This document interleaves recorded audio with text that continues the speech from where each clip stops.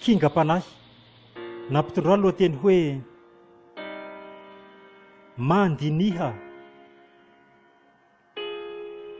Atsaharo ajanony fa tsy mety, rehefa hita fa tsy maneva mba elao eky. Mieritrereta tsara mialohany hanao zavatra, ary mandiniha ihany sy mba mamakafaka.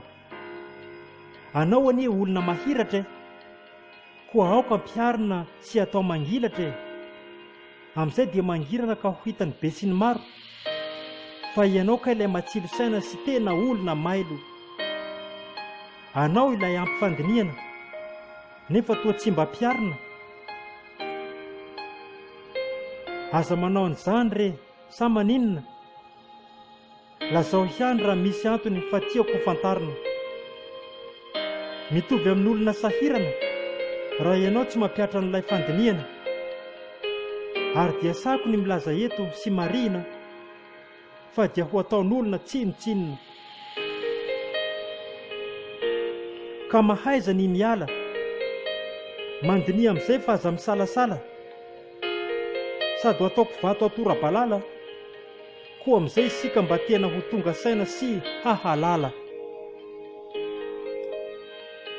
Toy izo amin'izay ary fa tena tsara, ary koa mafiso sy amin'ny normal, fa anisan'ny misaina raha ianao, ka manomboka izao aza tapahina tsotra izao.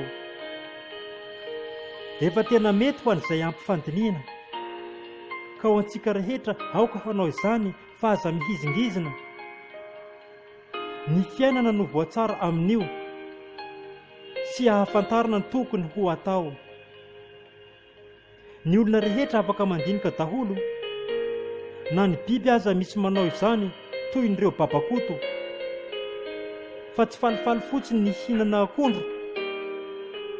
Ka ho antsika lehilahy koa atsaharo hatreo ny fampinananareo vehivavy ny akondro.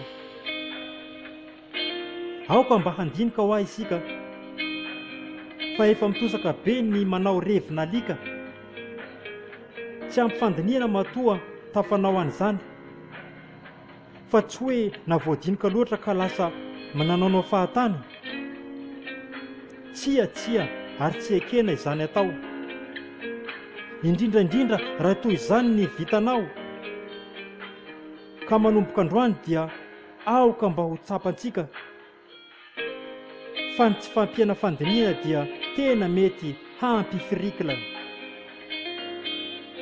Nosoratany Kinga na hoe Patrick. Mandiniha.